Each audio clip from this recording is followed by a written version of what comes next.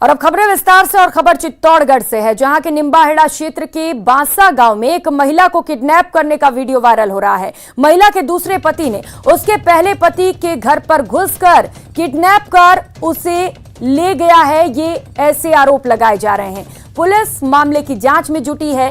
दरअसल बांसा गांव के रहने वाले हीरालाल ने अपने ही समाज की एक महिला से नाता विवाह किया था, लेकिन कुछ समय बाद उसके घर में घुसकर कुछ लोगों ने महिला का किडनैप कर लिया।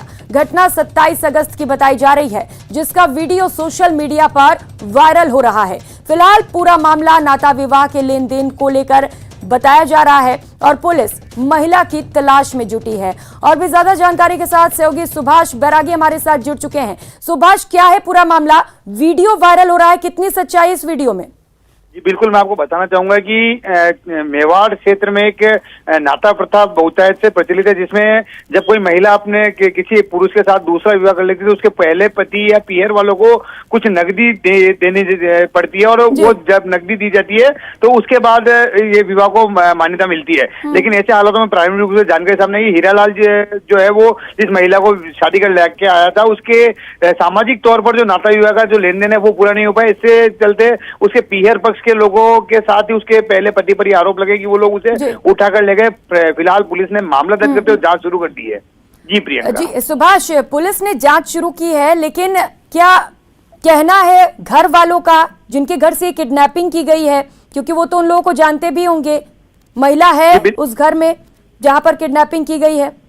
जी बिल्कुल, मैं आपको बताना चाहूंगा कि लगभग 8 माह की बच्ची की माता से इसने हीरालाल ने दूसरा विवाह किया था, और उसके बाद इसके घर में घटनाक्रम हुआ। इसने पुलिस के उच्च अधिकारियों को भी अवगत कराया। विशेष टीमें भी जो है सदर थाना पुलिस ने गठित कर रखी है, और जो इसका पहला पति है उसके मुंबई में होने की जानकारी सामने आ रही है। तो पुलिस उसकी तलाश में जुटी हुई है कि जब तक महिला की बरामदगी नहीं हो जाए, जब तक महिला सामने नहीं आ पाए, तब तक ये कह पाना स्पष्ट नहीं होगा कि इसका हीरालाल के साथ विवाह भी हुआ है या ऐसा कुछ है, या कोई सामाजिक प्रथा से जुड़ा हुआ प्रकरण है जिसमें लेन देन बाकी होने के कारण ये घटना सामने आई है। फिलहाल पुलिस हर पहलू से इसकी जांच कर रही है, और जो पीड़ित हीरालाल जिसने रिपोर्ट दर्ज कराई है वो उच्च अधिकारियों के पास पहुंचा और उसने अपने प्रार्थना पत्र भी प्रस्तुत किए हैं। बिल्कुल सुभाष, महिला के मिलने के बाद ही पता चल सकेगा कि पूरा मामला आखिर है क्या। बहुत शुक्रिया आपका इन तमाम जानकारियों के लिए।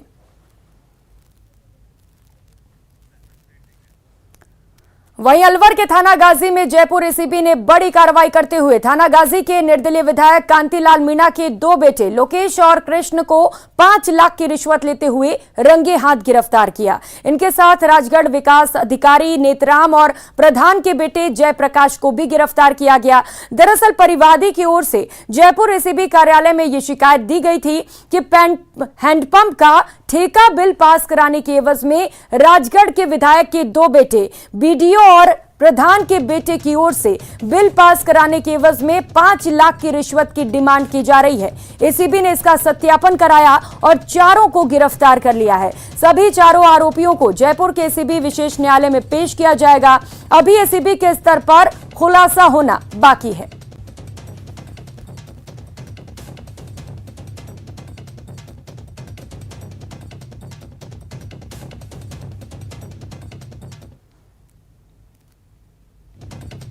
बाईस को परिवादी हेडक्वार्टर में उच्च अधिकारियों से मिला था, और उन्होंने एक शिकायत की थी कि मेरे बकाया बिल हैंडपंप के हैं राजगढ़ पंचायत समिति में, उनको पास कराने के लिए करीब 9 लाख रुपए की रिश्वत मांग रहे हैं, जिसका हमने सत्यापन करवाया गया।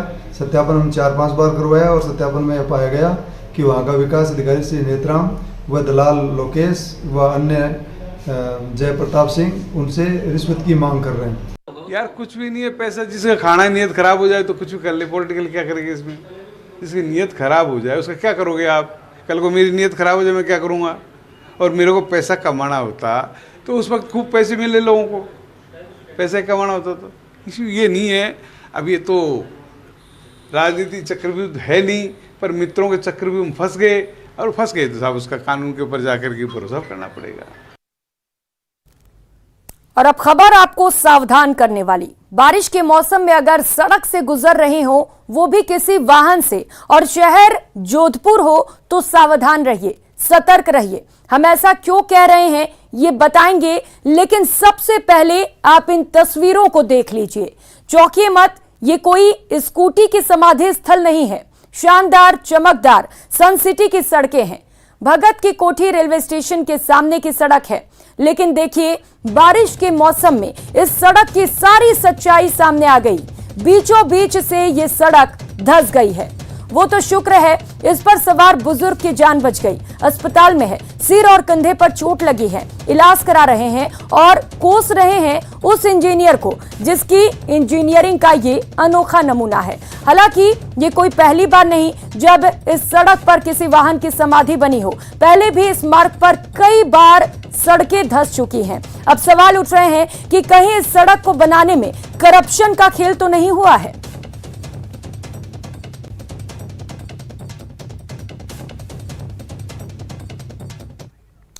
और खबर जयपुर से है। राजधानी जयपुर में बेरोजगारों ने सड़क पर बैठकर जोरदार प्रदर्शन किया और सरकार के खिलाफ जमकर नारेबाजी की। गांधीनगर बजाज नगर विधायक आवास कॉलोनी में प्रदर्शनकारी बेरोजगारों ने पड़ाव डाल दिया और कंप्यूटर अनुदेशक भर्ती में शिथिलता देने की मांग की गई। बेरोजगार युवाओं ने अन्य भर्तियों की तरह कंप्यूटर अनुदेशक भर्ती में शिथिलता देने की सरकार से मांग की है। हाल ही में कंप्यूटर अनुदेशक भर्ती में शिथिलता की मांग लगातार आगे बढ़ती जा रही है। पिछले 7 दिनों से लगातार विधायकों के आवास के ठीक बाहर इन कंप्यूटर अनुदेशक के अभ्यर्थियों ने अपना मजमा लगा रखा है। ये लोग सरकार से मांग कर रहे हैं। हम पूरे आईटी के बंदे हैं, कंप्यूटर के बीटेक कोई बीसीए वाले बंदे हैं। तो जैसा कि पहली बार राजस्थान में 10,157 पोस्ट ही आई है और फिर पेपर लगा, लेकिन पेपर का लेवल बहुत ही कठिन आया था। नेट गेट इसरो लेवल का, साइंटिस्ट लेवल तक का क्वेश्चन आए थे, तो इस वजह से कई बच्चे सोल्व नहीं कर पाए। सर कहना यही है कि बस एक तो पहली बात है कि अगर हमारी मांग कहीं भी किसी भी तरह से ना जाए तो वो चीज़ हमें बताई जाए। हम बिल्कुल जायज़ है, अभी तक हमारे पास ये है।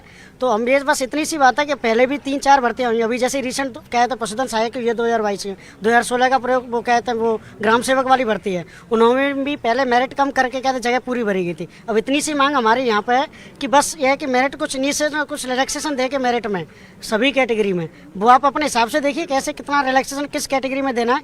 बट से है कि जितनी जो भर्ती निकली है हम चाहते हैं कि इसी एग्जाम पेपर से पूरी भर्ती कंप्लीट हो जाए। अच्छा, अगर सरकार शिथिलता देती तो कितने लोगों का बेनिफिट होने जा रहा है इसमें? सर अभी 3,000 सीटें खाली हैं और अभी जब डॉक्यूमेंट वेरिफिकेशन हो जाएगा तो 4,000 सीटें खाली होने का अनुमान है। 4,000 मतलब लोगों को फायदा मिलेगा इसमें, स्टूडेंटों को। अच्छा, तो देखिए ये कंप्यूटर अनुदेशक के अभ्यर्थी हैं जो राजस्थान की सरकार से, राजस्थान के जो वर्तमान मुख्यमंत्री अशोक गहलोत से ये लोग रिक्वेस्ट कर रहे हैं, अपील कर रहे हैं यहाँ पर धरना देने के माध्यम से। ये विधायकों का आवास है, बजाज नगर गांधीनगर का वो इलाका है जहाँ पर विधायकों के आवासीय कॉलोनी के ठीक घरों के बाहर की जो मेन सड़क है उस सड़क पर ये तमाम अभ्यर्थी आपको दूर दूर तक नजर आ रहे हैं। ये राजस्थान के अलग अलग कोनों से आए हुए अभ्यर्थी हैं जो सरकार से अपनी मांग उठाते हुए नजर आ रहे हैं। सरकार से ये लोग मांग कर रहे हैं कि इनकी आवाज़ ये तमाम विधायक मुख्यमंत्री तक, सरकार तक पहुँचाएं ताकि इन्हें कंप्यूटर अनुदेशक की भर्ती में, जैसा कि इनका कहना है, इनकी जो अपील है कि उन्हें कुछ शिथिलता दी जाए ताकि रिलैक्सेशन मिलने के बाद में सीधे तौर पर 4,000 लोगों को जो अभ्यर्थी हैं उन्हें इसका लाभ मिल सकेगा। कैमरा पर्सन दिलीप चेची के साथ लवली वधवा, न्यूज़ 18 जयपुर।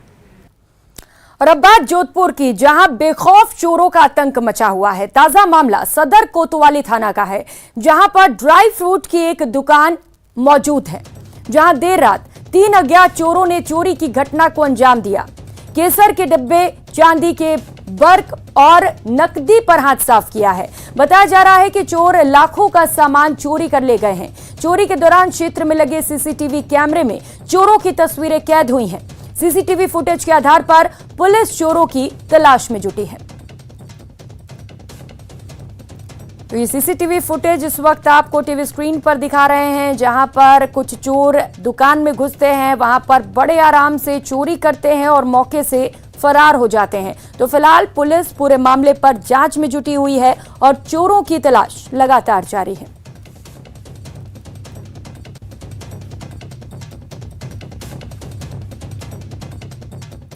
उधर चूरू जिले का तारानगर तहसील में पुलिस थाने से महज 100 मीटर की दूरी पर छात्रों के 2 गुटों में जमकर लाठी डंडे चले, लेकिन इस पूरे मामले से पुलिस अनभिज्ञ रही। लाठी डंडे और ईंटों से हुई इस मारपीट में आधा दर्जन के करीब छात्रों को चोटें भी आईं। घटना के दौरान एक बारगी लोगों में दहशत भी फैल गई। मारपीट की इस घटना का करीब 58 सेकंड का एक वीडियो सोशल मीडिया पर वायरल हो रहा है। थाने से महज 100 मीटर की दूरी पर इस तरह की मारपीट कानून व्यवस्था पर सवालिया निशान खड़े करता है।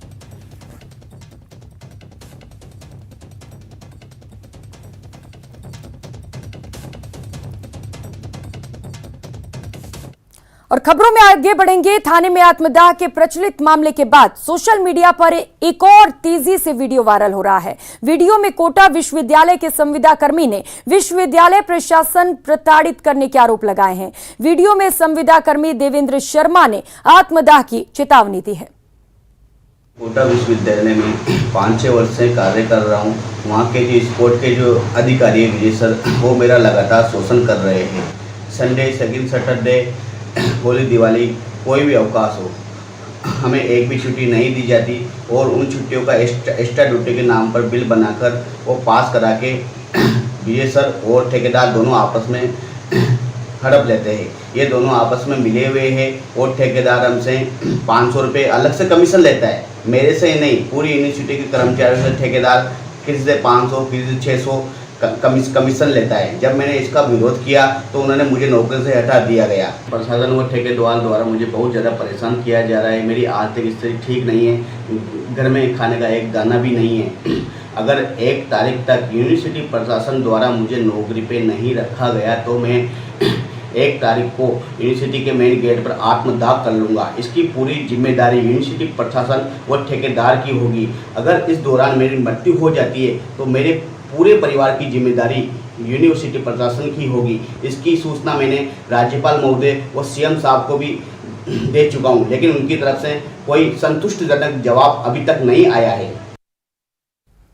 प्रदेश में पिछले कई दिनों से हो रही बारिश के कारण नदी नाले उफान पर हैं, कई मार्ग बंद हो गए हैं, तो वहीं कई गांव, कस्बे टापू बन गए हैं। कई जगहों पर जल भराव होने से हालात भी बिगड़े हुए हैं। शहर शहर बारिश की ये 6 अलग अलग तस्वीरें इस वक्त आपके टीवी स्क्रीन पर हैं। कैसे अलग अलग जगहों पर बारिश के बाद जल जमाव हुआ है, जिसके चलते लोग परेशान हैं। सड़कों पर निकलना लोगों का दूभर हो चुका है। वहीं कई घर ऐसे हैं जो इस वक्त पानी में डूब चुके हैं।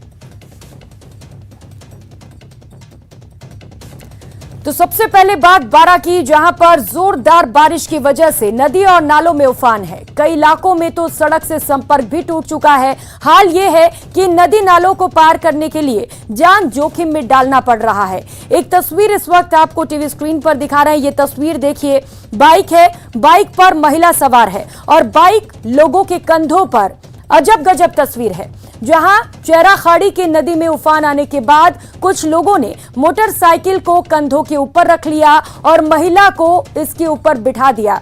महिला को ऊपर बिठाकर पुलिया को पार करवाया जा रहा है। दरअसल एक दंपति को बाइक से चौरा खाड़ी गांव जाना था। ऐसे में नदी की पुलिया पर 2 फीट से अधिक पानी की चादर चल रही थी। बाइक के साथ दंपति को भी नदी पार करानी थी। ऐसे में बाइक को कंधों पर उठाकर और उसके ऊपर महिला को बिठाकर ग्रामीणों ने इस पुलिया को पार कराया।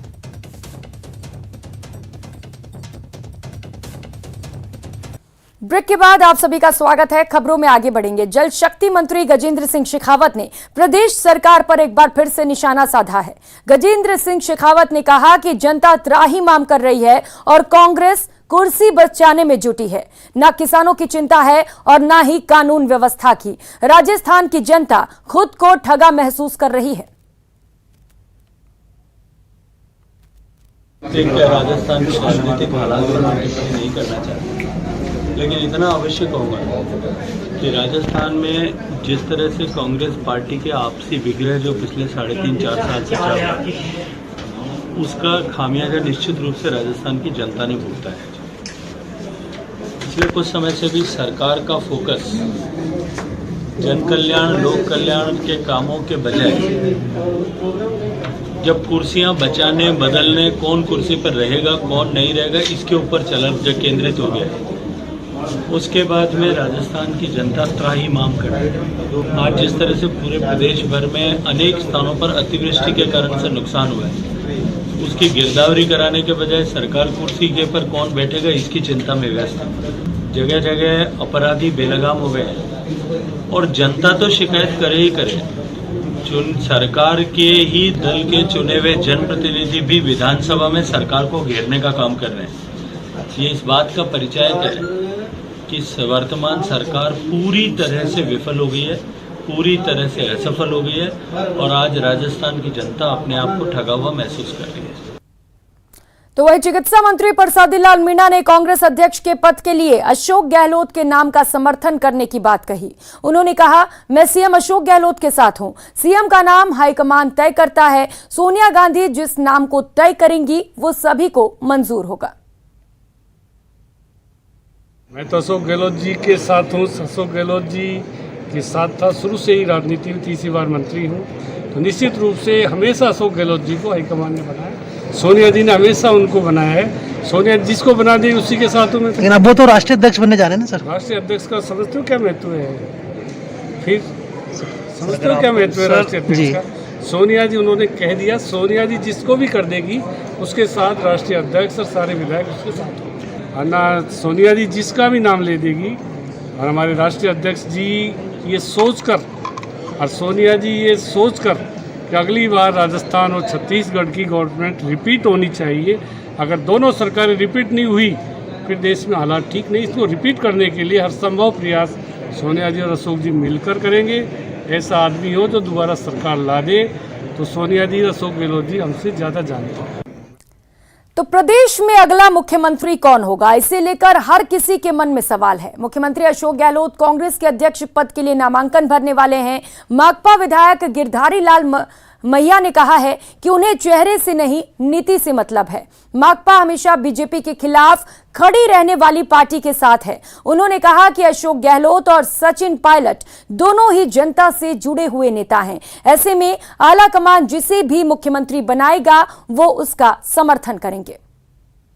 से जुड़े हुए हैं। अशोक गहलोत जी लगातार आपको देख रहे परफॉर्म, जो 2008 के अंदर भी उन्होंने गवर्नमेंट चलाई, अभी वो चला रहे हैं। तो अभी दोनों ही जनता से जुड़े हुए हैं। अब ऐसा है कोई लड़ाई के अंदर अलग से कोई संदेश हाईकमान दे, तो हाईकमान तो ये चाहती है कि इनको जो वातावरण सुन रहे हैं, मीडिया के द्वारा सुन रहे हैं, तो इस परिस्थितियों में जो वातावरण पूरे देश में बन रहा है, कांग्रेस या विपक्ष को खत्म करने की बीजेपी सोच रही है, तो हम तो जहाँ दूसरी पार्टी बीजेपी को छोड़ के कोई पार्टी अगर ताकत में रही है, तो हम तो वामपंथियों की विचारधारा रही है कि उनके साथ रहेंगे। और रुक करेंगे अगली खबर का। नव युवक मंडल स्थापना के 50 साल पूरे होने पर शारदीय नवरात्रि के अवसर पर रामज रोखा मैदान पर इस बार मनमोहक चकाचौंध, रंगीन रोशनी, विशाल प्रतिमाओं, विराट शतचंडी महायज्ञ का अनुष्ठान, इसके साथ ही विविध कार्यक्रमों और गुजराती गरबा गीतों की स्वर लहरियों के साथ अपने पूरे आध्यात्मिक परिवेश में नजर आएगा।